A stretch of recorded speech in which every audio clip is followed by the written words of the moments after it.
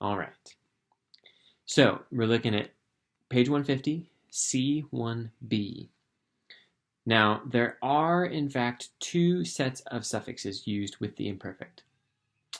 But don't fret. We're, again, just looking at variations on the same basic concept. And I actually wasn't even familiar with this distinction with the additional set. I just naturally recognized it. And so I think that would be the case for you as well, as long as you know one helping kind of pattern to look for. So the first set is pretty much no surprises except for it uses a linking E vowel or E vowel. The second set, as it says, has an additional energic noon. Now, this is not an energetic noon. This is an energic noon. And this is a noon that basically shows up out of nowhere, that inserts itself and wants to be part of the party. This actually shows up in other related languages to Hebrew as well, this energic noon. So in this case, the energic noon is also marked usually by a dagesh forte. So there's a doubling that happens, and that can help us recognize it. So let's take a look at the object suffixes attached to the imperfect forms. Okay, remember we're using an E linking vowel. Repeat after me, okay? Ehu, eha, ka, ache, aini, and then back up, aim, ain, ekem, eken, ainu. Good job. So if we compare these with the ones previous, there's a lot of overlap, pretty much perfect overlap, except for that linking vowel. So it goes, for instance, in the third masculine plural, attached to a perfect there, it's a comet, so am, but with the imperfect, it's a tsere linking vowel, so aim. So from am to aim. Now again, it shouldn't trip you up because the consonants are going to be the same. And so all you need to really recognize is the consonants and relate them to the correct person. So person, gender, number. So let's take a look at the next page, page 150, object suffixes attached to the imperfect forms with energic noon. So that's that extra noon. Instead of ehu, we have enu. Instead of eha, we have ena. Instead of just ka, we have eka. And in first common singular, instead of eni, we have enni. And then first common plural is ennu. So if you're looking at this and comparing it, you really only need to watch out for the third masculine singular and the third feminine singular, because that's when the extra noon slides in there. In the other ones, it's not as, it won't trip you up as much, okay? So let's, again, read after me. We're looking at page 151 now, number 2. The imperfect verb forms are usually regular. Yiktaleni, tiktaleni, tiktaleni, tiktalini, ektalehu, yiktaluni, tiktaluni, niktalehu. Now that was a mishmash of different subject and objects, but it gets at the idea. So again, you can kind of figure out and start breaking apart. Yeah, in fact, okay, let's take a look at this, how I would do it in the imperfect. So we already talked about the perfect, breaking that up. And here we have one of the ones we just read. Ektelehu. Ektelehu. And again, this is a silent shva, and then the next one is a vocal shva. Ektelehu. So, where would you start? start maybe by recognizing the aleph prefix. That's a first common singular indicator for the imperfect. So first common singular, then you can pull out the root, ektele, okay? And at this point, this basically is the first common singular imperfect form, except it would be ekteli.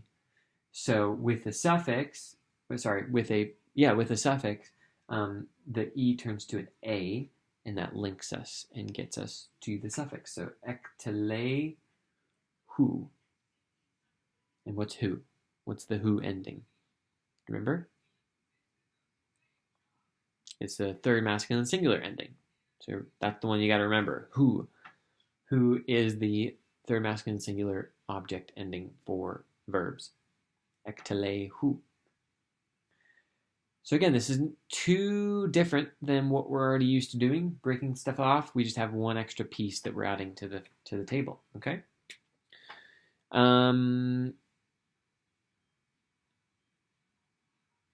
Great. Let's take a look at D really briefly. Okay, object suffixes attached to other aspects of the verb. So, this same concept, the same object suffixes that attach to the imperfect verb can also be used with the imperative and the infinitive construct. Not too crazy. I mean, we're using the same building blocks and we're just applying them in a different setting. Okay, so in the imperative, we're in D1. The imperative forms use the same object suffixes that attach to the preformatives. Okay, so look at this. This is awesome because the imperative is built off of the imperfect. So same thing. We're just knocking off that first consonant of the prefix, and then the rest is the same. Okay, so katol, and then this actually changes to a short O in this case, kotleini. Okay, kotleini. And that's important. So when you attach a suffix to an imperative, the beginning vowel will shorten, and in this case, it reverses it, kind of like we talked about last lesson. So it reverses them a little bit. So from ketol to kotl, basically. So ketol, kill, kotleini, kill me, which I don't know why you would ask that. We'll command that. Okay. Flip over to page 152. Here we go again. So shelach, send. Again, we know it's imperative because of the initial shava,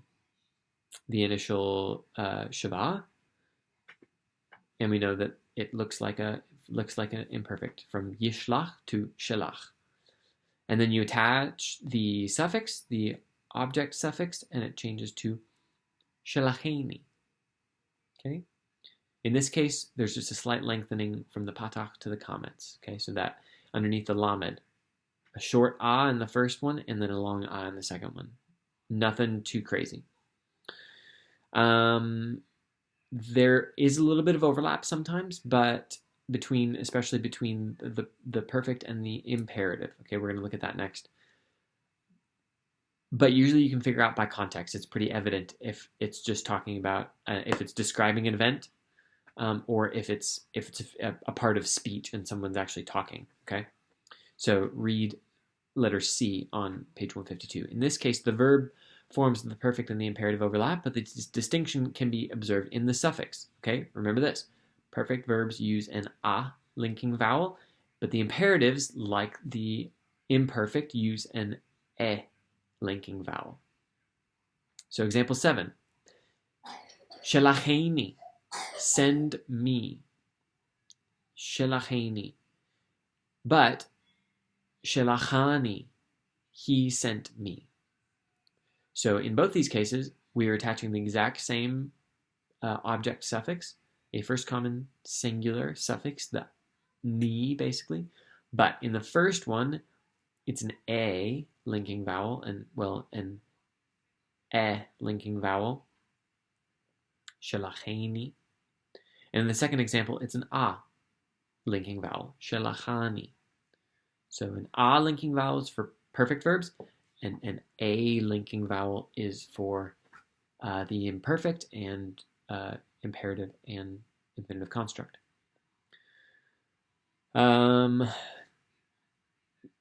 You can also attach suffixes to the infinitive construct.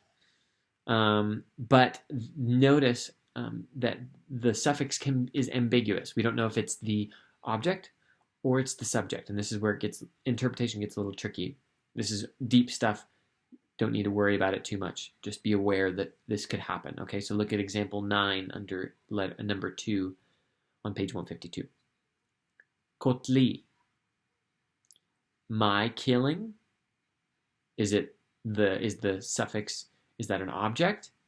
Kotli, my killing, or is it the object? Killing me. Okay, so am I doing the action, or is it being done to me? That's the question.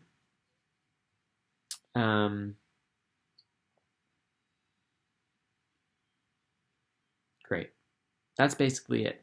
That's basically the idea of object suffixes. And again, you can maybe put a star next to the boxes or the breakdown of the suffixes on page 149 and then 152 and 151, and use that as reference as you work on your drills, your exercises. And then on page 153, again, you have the breakdown of the whole call verb, and this is also just really helpful reference. Maybe grab a sticky note and have that so you can flip it to it quickly. And I love it because it has the regular breakdown, so that's the first one. It does the perfect, imperfect, imperative, infinitive absolute, infinitive construct with a suffix, and then the participle. But it also does it with all the variations and the things that might be slightly different. So, for instance, it does first guttural, first aleph, stative, second guttural, third guttural, and so on and so on and so on. To be able to recognize when you look at a verb and recognize where it might be weak, that could be a huge advantage. So if you see a verb and it has an aleph as a first letter, like in amar, to say, you will know, oh, there might be some slight variations, and then you can flip to here and look it up. Or if you have like a verb with a third guttural, so like with an ayin, like shama, to hear, to listen, you know that it's going to be weak on the end and there might be some variations. You can flip back and check it out, okay? Same with hollow verbs. They can be really tricky sometimes, or third hey verbs can be tricky because you lose stuff. Same with first nun and first yod, you lose stuff a lot, and so to be able to flip back and refer and compare, it can be really helpful. Again, you're looking for clues that might tell you where the verb is weak or what the patterns for the vowels might be. Okay. Cool. So take a little bit to review that box right there, and we'll do vocab for chapter 16, and then you can work on your exercises. Okay, so we're on page 154, looking at vocabulary. Basar, flesh or meat. It's used in like sacrificial contexts in the more technical way as flesh or meat. Okay, so that would be something that would be sacrificed. But in regular narrative context, it can take on a very metaphorical sense. For instance, in Genesis 8, I believe, God says that he will wipe out all flesh, kol basar, because of the sin, and that's when he sends the flood. Okay, so it could be used in a metaphorical sense as well as all flesh, referring to not just people but also animals and that like that. Dam is blood. This is another really cool way that the Hebrew language works. In the singular, dam, it just means blood, and it's a collective noun. So it's singular, but it has a collective sense. But if you ever see damim, which would be a plural, blood, It actually means bloodshed. So it takes on a very different meaning when you add that plural ending to it. So dam, blood, to damim, bloodshed.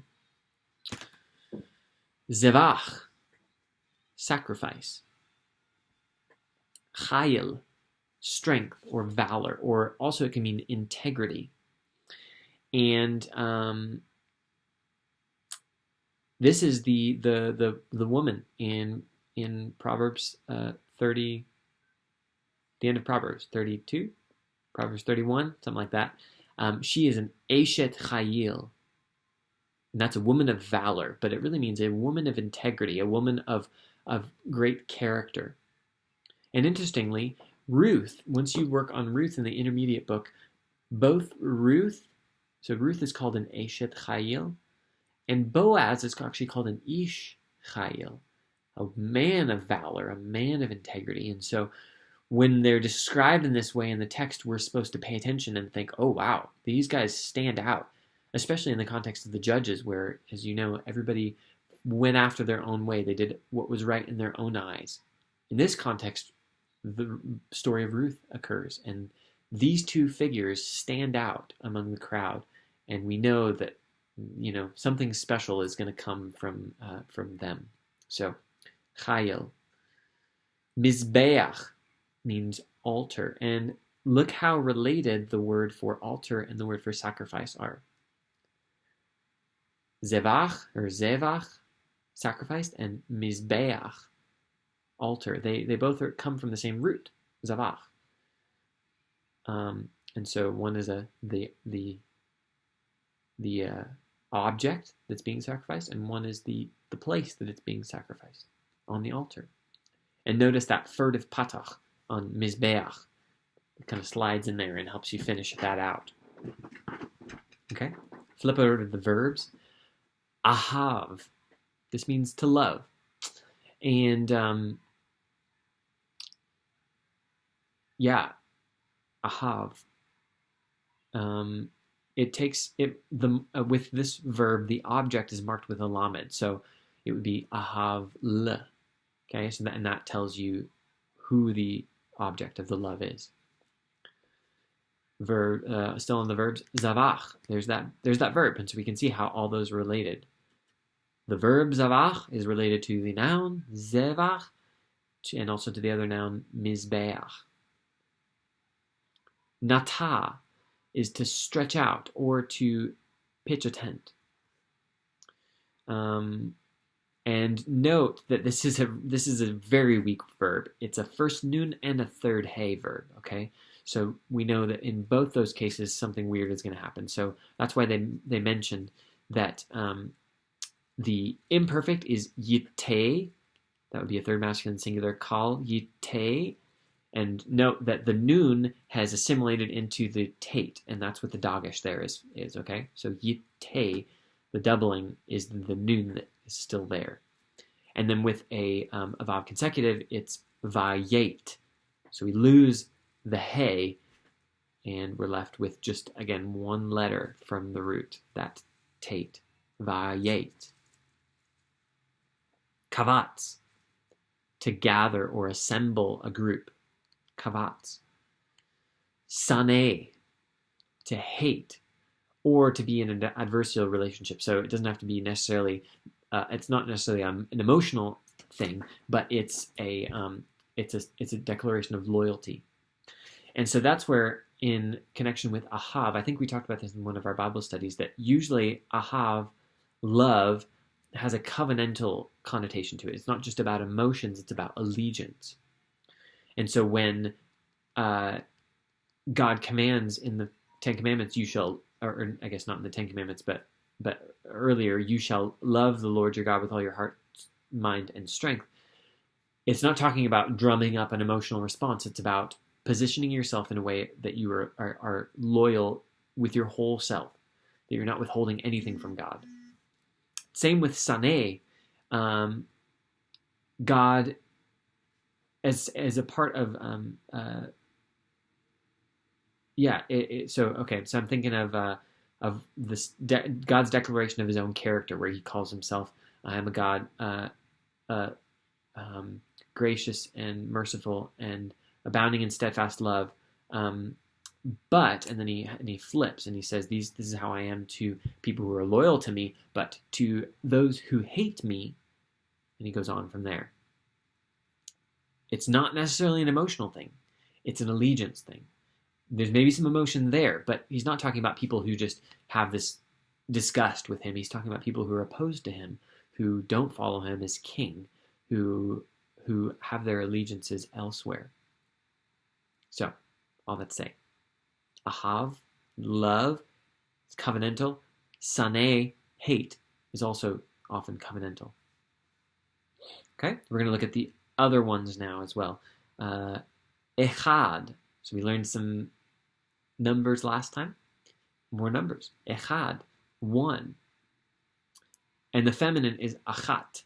Okay, so that's really important that you recognize that. So echad is the masculine form of one, and in feminine, if it was talking about like one woman, isha echat, that's what that would be, okay? So it would end with a tav.